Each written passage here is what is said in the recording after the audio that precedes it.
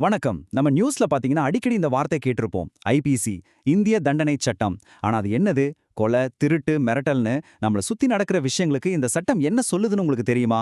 வாங்க இன்னைக்கு அதை சிம்பிளா, தெளிவா புரிஞ்சுக்கலாம். சட்டம்னா என்ன? அது ஏதோ ஒரு பெரிய தூசி படிஞ்ச புத்தகத்துல இருக்கிற வெறும் வார்த்தைகளா? இல்ல, நம்மள மாதிரி சாதாரண மக்களை பாதுகாக்கிற ஒரு கவசமா? யோசிச்சு பாருங்களேன். இந்த கேள்விக்கான பதிலை தேடி போறதுதான் இந்த முழு பகுதியும். கண்டிப்பா இது முடியும் போது உங்களுக்கே ஒரு நல்ல ஐடியா கிடைக்கும். சரி, அப்போ இந்த இந்திய தண்டனை சட்டம், அதாவது ஐபிசினா என்ன?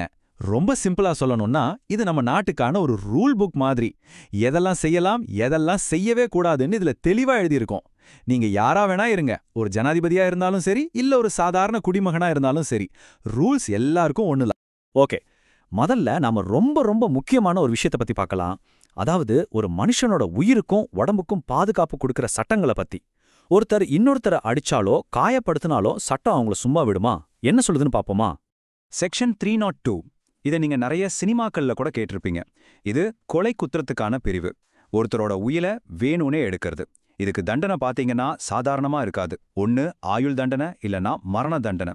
ஏன் இவ்வளோ கடுமையா இருக்கு? ஏன்னா ஒரு உயிரை எடுக்கிற உரிமை யாருக்குமே கிடையாதுங்கிறத சட்டம் ரொம்ப அழுத்தமா சொல்லுது. அடுத்து செக்ஷன் 307. இது கொலை முயற்சி. இங்க ஒரு இன்ட்ரெஸ்டிங்கான விஷயம் இருக்கு.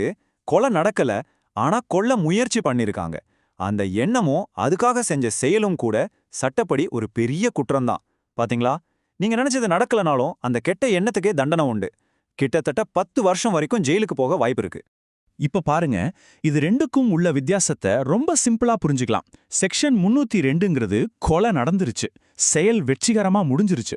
ஆனா 307ல அந்த முயற்சி தோல்வி அடைஞ்சிருச்சு. ஆனாலும் சட்டம் என்ன சொல்லுதுன்னா, முடிவு என்னவா இருந்தாலும் பரவாயில்ல, அந்த முயற்சியே ஒரு குற்றம் தான் சொல்லுது. இதுதான் இது ரெண்டுக்கும் நடுவுல இருக்கிற முக்கியமான ஒரு கோடு. சரி, அடுத்தது செக்ஷன் 323. இது சாதாரண அடித்தடிக்கான பிரிவு. நம்ம தெருக்கள்ல, ஏன் சில சமயம் வீடுகள்ல கூட இதை பார்க்குறோம். ஆனா ஒரு விஷயம் தெரியுமா? சும்மா கோவத்துல ஒருத்தரை கையால தட்டினா கூட அது சட்டப்படி தப்புதான். அது சின்ன அடியா இருந்தாலும் சரி, பெரிய காயமா இருந்தாலும் சரி, இதுக்காக ஜெயிலுக்கு போறதுக்கோ இல்ல ஃபைன் கட்டுறதுக்கோ வாய்ப்பு இருக்கு. சோ இனிமே ஜாக்கிரதை. ஓகே, இப்போ வரைக்கும் நம்ம உடம்புக்கும் உயிருக்கும் பாதுகாப்பு கொடுக்கிற சட்டங்களை பத்தி பார்த்தோம். இனிமே நம்மளோட சொத்து, நம்மளோட பொருட்கள், அதையும் தாண்டி ஒருத்தரோட கண்ணியம், முக்கியமா பெண்களோட கண்ணியத்தை சட்டம் எப்படி பாதுகாக்குதுன்னு பார்க்கலாம் வாங்க. நம்ம சொத்து சம்பந்தமா 2 முக்கியமான செக்ஷன்ஸ் இருக்கு. முதல்ல செக்ஷன் 378, அதாவது திருட்டு. இது சிம்பிள். உங்களுக்கு தெரியாம உங்க பொருளை ஒருத்தர் எடுத்துட்டு போறது. ஆனா செக்ஷன் 420, அதாவது மோசடி, இது கொஞ்சம் வித்தியாசமானது. 420ங்கிற வார்த்தையே நம்ம அடிக்கடி பயன்படுத்துறோம் இல்லையா? இதுல உங்ககிட்டயே நல்லா பேசி உங்களை நம்ப வச்சு ஏமாத்தி உங்க பொருளை வாங்குறது. ஒன்னு திருட்டுத்தனமா நடக்குது, இன்னொன்னு ஏமாத்தி நடக்குது. ரெண்டுமே தப்பு தான். ரெண்டுக்குமே தண்டனை உண்டு. அடுத்து ரொம்ப முக்கியமானதும் தீவிரமானதுமான ஒரு பிரிவு, செக்ஷன் 376, பாலியல் வன்கொடுமை. ஒரு பெண்ணோட சம்மதம் இல்லாம அவங்கள பாலியல் ரீதியா துன்புறுத்துறது. இது வெறும் ஒரு குற்றம் மட்டும் கிடையாது. இது ஒரு பெண்ணோட அடிப்படை உரிமையையும் அவங்களோட கண்ணியத்தையும் சிதைக்கிற செயல். அதனால தான் இந்த சட்டத்துல தண்டனைகள் மிக மிக கடுமையா இருக்கு. அடுத்தது செக்ஷன் 498A. இது பெண்களுக்கு எதிரான கொடுமைகளை தடுக்கிறதுக்கான ஒரு சட்டம். குறிப்பா திருமணத்துக்கு பிறகு கணவர் வீட்ல ஒரு பெண் எந்த விதமான கொடுமையை சந்திச்சாலும், அது மன ரீதியாவோ இல்ல உடல் ரீதியாவோ இருந்தாலும், இந்த சட்டம் அவங்களுக்கு ஒரு பெரிய பாதுகாப்பா இருக்கு. வீட்டுக்குள்ள நடக்கிற வன்முறைக்கு எதிரா போராட இது ஒரு முக்கியமான கருவி. இதுவரைக்கும் நாம ஒரு தனி நபருக்கு எதிரா நடக்கிற குற்றங்களை பத்தி பார்த்துட்டு இருந்தோம். இப்போ வாங்க இன்னும் கொஞ்சம் பெரிய லெவல்ல யோசிப்போம். அதாவது ஒட்டுமொத்த சமூகத்தோட அமைதியையும் நம்ம நாட்டோட பாதுகாப்பையும் பாதிக்கிற குற்றங்களை பத்தி பார்க்கலாம். உன்னை பாத்துக்கிறேன்னு யாராவது மிரட்டுனா அது தப்பா? வெறும் வார்த்தை தானேன்னு நம்ம நினைக்கலாம். ஆனா செக்ஷன் 506 என்ன சொல்லுதுன்னா, ஒருத்தரை பயமுறுத்துற நோக்கத்தோட நீங்க பேசுற வார்த்தைகளே ஒரு குற்றம் தான் சொல்லுது. ஏன்னா சில நேரங்கள்ல செயலை விட வார்த்தைகளுக்கு சக்தி அதிகம் இல்லையா?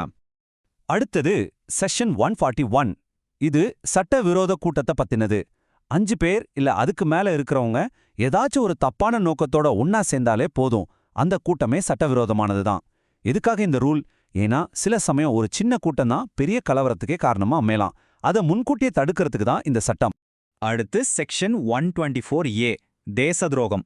இது ரொம்பவும் சீரியஸான ஒரு குற்றச்சாட்டு. அதாவது அரசாங்கத்துக்கு எதிராக வன்முறையை தூண்டுற மாதிரி பேசுறதோ, எழுதுறதோ இல்ல செயல்படுறதோ இந்த சட்டத்தின் கீழே வரும்.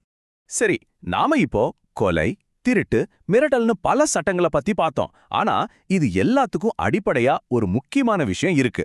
சட்டத்தோட மையப்புள்ளின்னே அதை சொல்லலாம். அது என்னன்னு தெரிஞ்சுக்க ரெடியா இருக்கீங்களா? ஒரு நிமிஷம் யோசிச்சு பாருங்களேன். நீங்க ஒரு தப்பு பண்றீங்க, ஆனா அது தப்புன்னு உங்களுக்கு தெரியாது. அந்த மாதிரி ஒரு சிச்சுவேஷன்ல சட்டம் உங்களை என்ன பண்ணும்? ஓ, தெரியாம பண்ணீங்களா, சரி போங்கன்னு விட்டுருமா? நீங்க என்ன நினைக்கிறீங்க? பதில் இதுதான். சட்டத்தோட ரொம்ப அடிப்படையான முக்கியமான ஒரு கொள்கை என்னன்னா, சட்டம் தெரியாதுங்கிறத ஒரு காரணமா ஏத்துக்கவே முடியாது. அதாவது ignorance of law is not an excuseன்னு சொல்லுவாங்க. நீங்க தெரிஞ்சு செஞ்சீங்களோ இல்ல தெரியாம செஞ்சீங்களோ ஒரு குற்றம் குற்றம் தான், அதுக்கான தண்டனை உண்டு. இதுதான் சட்டத்தோட அசைக்க முடியாத ஒரு தூண்.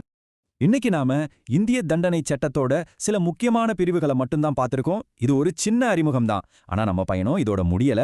அடுத்தடுத்த பகுதிகளில் ஒரு எஃப்ஐஆர் எப்படி ஃபைல் பண்றது, அரெஸ்ட் பண்றதுக்கான விதிகள் என்ன, கோர்ட்ல என்ன நடக்கும்னு இன்னும் நிறைய விஷயங்களை ஆழமா பார்க்க போறோம். சோ மறக்காம பாருங்க. சரி, போறதுக்கு முன்னாடி ஒரே ஒரு கேள்வி. சட்டத்தை தெரிஞ்சு வச்சுக்கிறது நம்ம ஒவ்வொருத்தரோட கடமையா இல்லையா? நம்மள நாம பாதுகாத்துக்கவும் நம்ம உரிமைகளை தைரியமா கேட்கவும் சட்ட அறிவை ரொம்ப முக்கியம் நீங்க நினைக்கிறீங்களா? இத பத்தி யோசிங்க. நன்றி.